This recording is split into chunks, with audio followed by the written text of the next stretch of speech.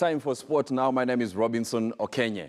Now, with only 2 days left before Gor Mahia takes on English side Hull City, preparations at the Moi International Sports Centre Kasarani have intensified to make the pitch ready to host the match. The stadium, which was initially closed last year, will be used for the first time to host a football match this Sunday since the closure.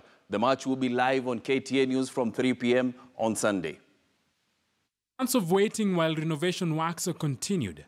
The 60,000-seater Moi International Sports Centre Kasarani is almost ready to host the Gor Mahia versus Hull City tie, set for Sunday, May 13th, 2018. The doubting Thomases with strong convictions believed that the facility will not be ready in good time. But for now, it is all about final touches as we wait for Kenya's footballing giants Gor Mahia dance against Hull City. We are ready.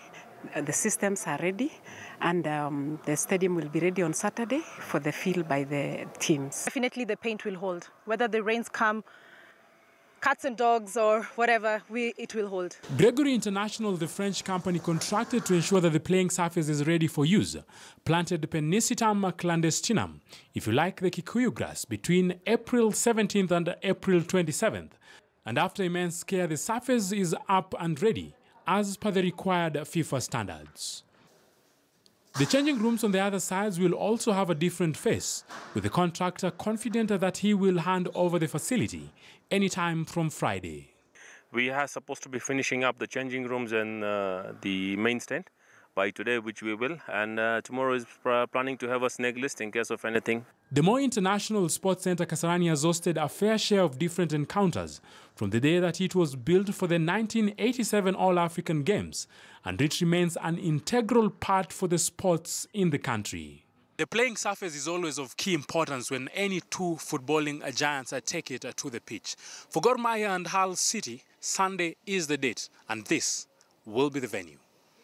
Moses Wahisi, Ktn Sports. Now, the Kenya Volleyball Federation Deputy President Charles Nyaberi has emphasized on the need to involve the country's volleyball teams in international competitions for them to regain ground. This is after Kenya's drop in rankings following the dethronement by fellow competitors. Nyaberi was elected Deputy President of the Kenya Volleyball Federation in fresh elections conducted 2 weeks ago. That the other countries have had more exposure. They've exposed the individual players more. They've exposed their national teams more. So by the time we come to meet them, then you find that, the others are better because their technique, their tactics, they are a bit ahead of our teams because they've been exposed to play elsewhere. We have a few professionals, for example, outside, and we want to encourage a lot more of our players to go for those stints. But above all, we want to get as much exposure, as much international competition for our national teams, both senior and junior for the men, as possible. We are going to lay as much emphasis on them as we lay on the girls. One of our biggest impediment is facilities.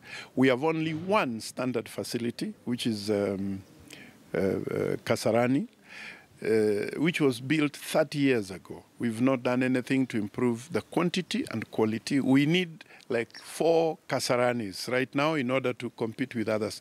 Other countries like Egypt, they have Kasarani class. The national women's football team, Harambee Starlets, broke camp after the postponement of the Sekafa Women's Challenge Cup. Rwanda Football Federation, FERWAFA, was expected to host the tournament in Kigali. FERWAFA cited lack of funds as the reason why the games had to be postponed. Starlets hit camp on April 25th, 2018 ahead of the tournament, days after eliminating Uganda 1-0 on aggregate in the first round of the Africa Women's Cup of Nations qualifiers. The team will face Equatorial Guinea in the second round of the final qualifying round between June 4th and June 12th.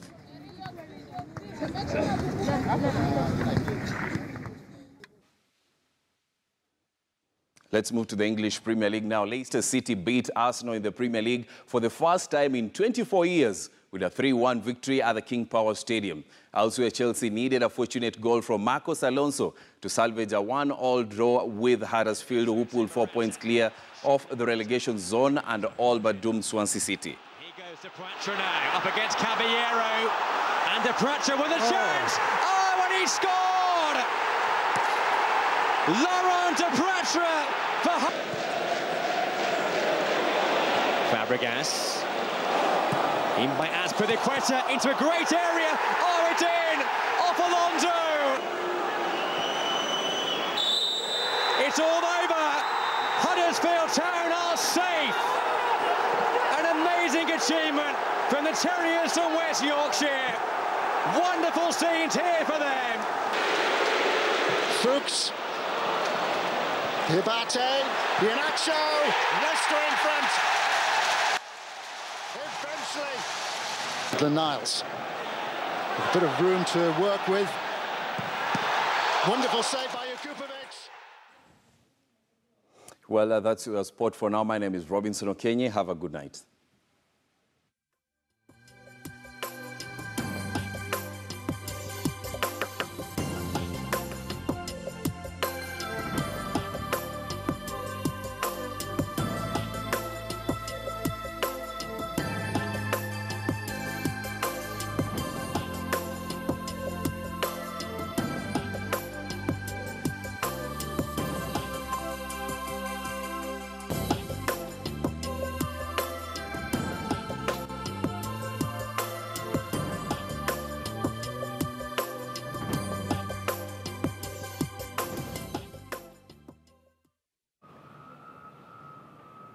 I'm Linda Gutu. This has been KTN Prime, our sign language interpreter. The bottom end of your screen has been Gideon Mbogo. Good night. Have a good weekend.